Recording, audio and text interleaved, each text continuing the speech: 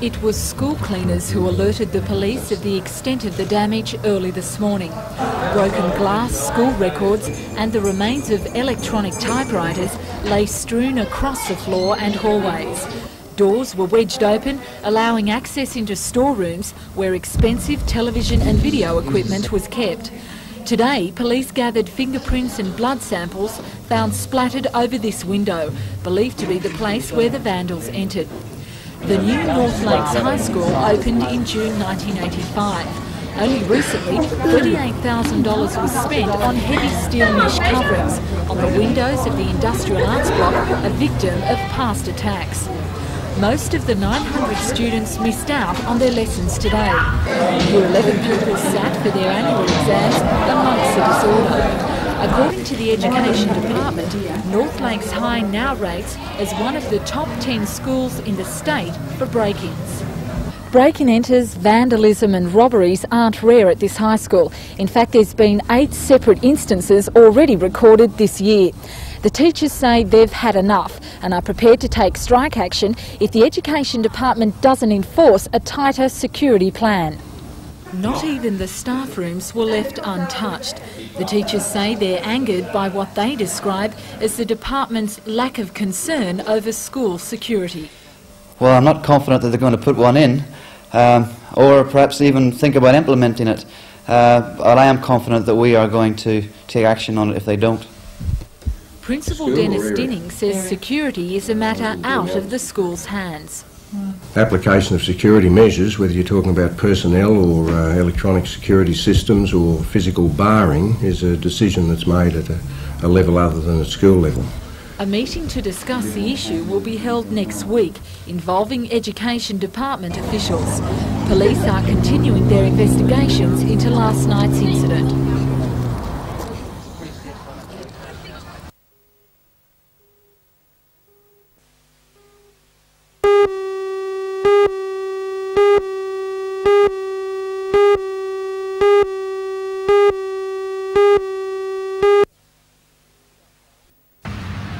New South Wales resumed this morning at 2 for 15 and soon lost skipper Dirk Wellham and Mark O'Neill, bowled here by Foster for a duck.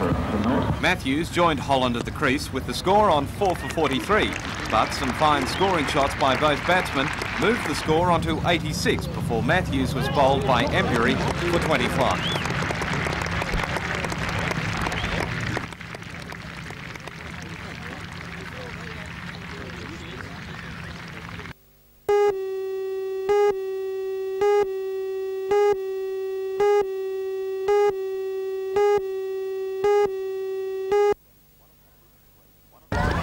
One of the quickest ways to get sunburnt is to spend a day at the cricket.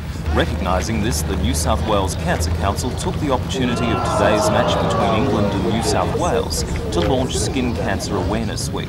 And it was Greg Matthews who led by example, the cricketer who never goes out on the field without a hat, a long-sleeved shirt and his sunblock. Natalia Bradshaw from the Cancer Council and Dr John Sippy from the Australian College of Dermatologists took turns applying some sunblock.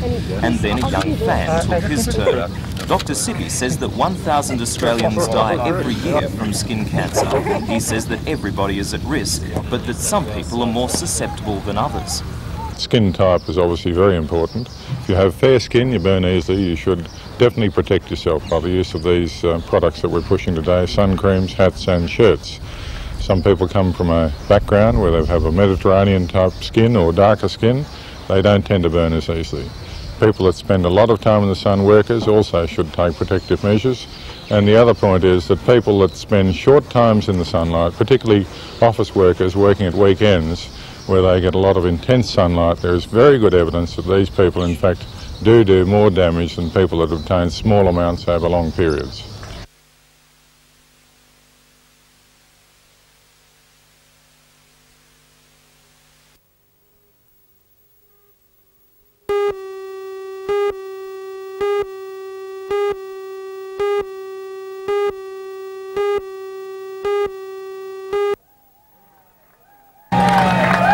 Members of the local Wilderness Society turned out at the Newcastle Ferry Wharf today in a show of support. Several were dressed up as animals and represented the various wilderness areas in the Hunter region.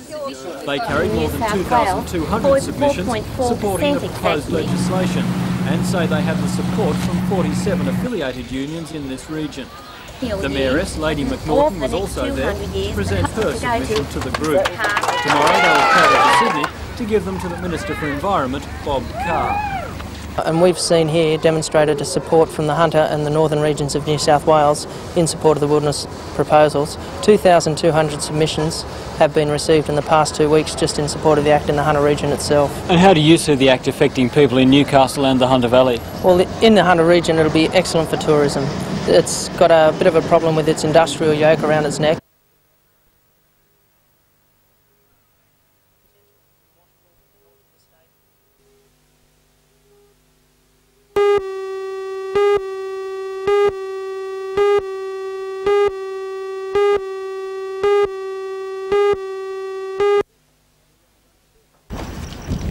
At around 8:30 last night, Newcastle detectives raided a flat in the beachside suburb of Bar Beach and arrested 22-year-old Mark Terence Woods.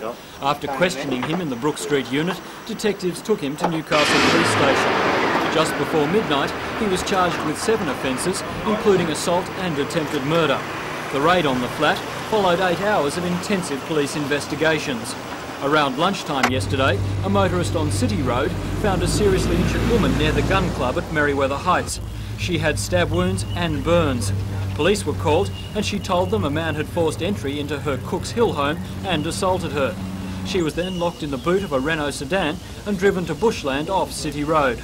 There the car was set on fire with the woman inside. When the woman freed herself by pushing out the car's back seat, she was stabbed 3 times and pushed back into the burning car. Again she managed to escape and she is now recovering in Royal Newcastle Hospital in a stable condition. A 22-year-old Mark Terence Woods was visibly nervous and upset as he appeared before Magistrate Kel Clark in the local court just before midday today. He was up on 7 charges relating to yesterday's attempted murder of a 56-year-old Cooks Hill woman.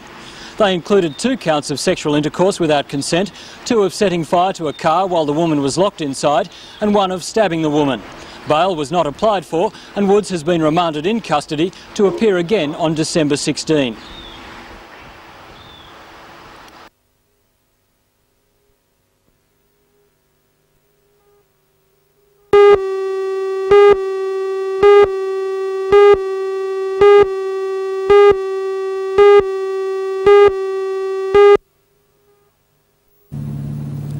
"35 water skiers are competing in tricks, slalom and jump events at Myuna Bay for $2,000 prize money in the Williams Water Skis Newcastle Open. In the field are many of the best in Australia and also some world champions. Among them is Argentina's Bruce Coburn, the first Australian to win a gold medal in the world titles. World Women's overall champion Karen Neville showed her form in the tricks. Husband Mick Neville is the Australian slalom record holder and 2nd overall in the world titles. In the jumps, Victoria's Daryl Moore was 3rd overall in the nationals and is capable of jumping over 50 metres.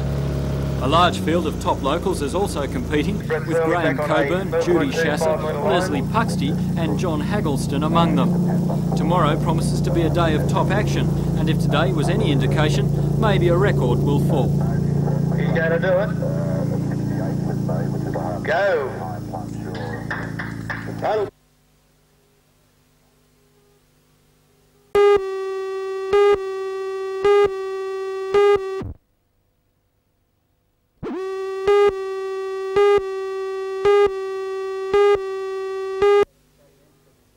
State and federal members have The received. 6 finalists in the annual Small Business Awards were Peter Hilda from Our Town Pools, Richard Robinson's Great Australian Ice Creamery, Susan Smith and Kim Holliday from Nitwit, Peter and Pam Taylor's Taylor Tennis Academy, Turner's Rutherford News Agency Ian Turner, and Ian and Jenny Morphy from the Old George and Dragon.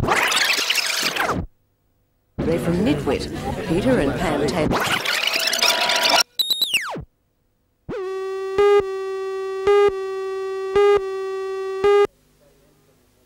State state and federal members have The received. 6 finalists in the annual Small Business Awards were Peter Hilda from Our Town Pools, Richard Robinson's Great Australian Ice Creamery, Susan Smith and Kim Holliday from Nitwit, Peter and Pam Taylor's Taylor Tennis Academy, Turner's Rutherford News Agency Ian Turner, and Ian and Jenny Morphy from the Old Georgian Dragon Restaurant.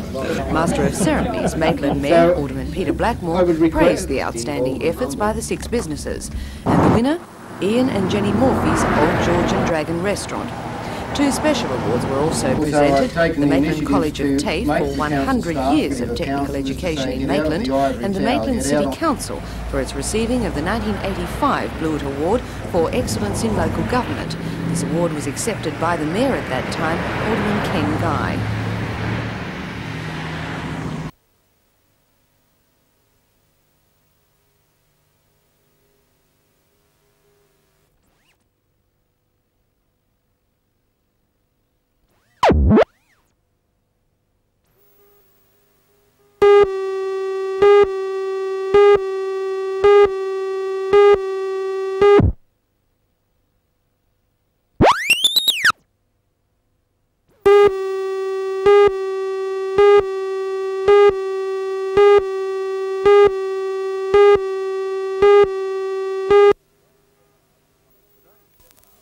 Today's seminar was one of a series held throughout Australia to make business people aware of the concessions available for research and development. The federal government offers a 150% tax concession scheme as well as grants for industry R&D.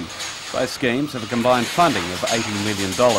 According to John McKenna, the Director of Research and Development Policy with the Department of Industry, Technology and Commerce, Australia needs to invest more in research and development. In terms of trade for our commodities, those things which we've been exporting traditionally, have been running against us for a long time and are likely to stay that way. Does Australia spend enough on research and development? No, it doesn't. We spend about 1/3 of 1% of our gross domestic product. You compare that to Japan, 2.7%. You compare that to most of the countries with whom we compete, over 1%. So we're a long way behind.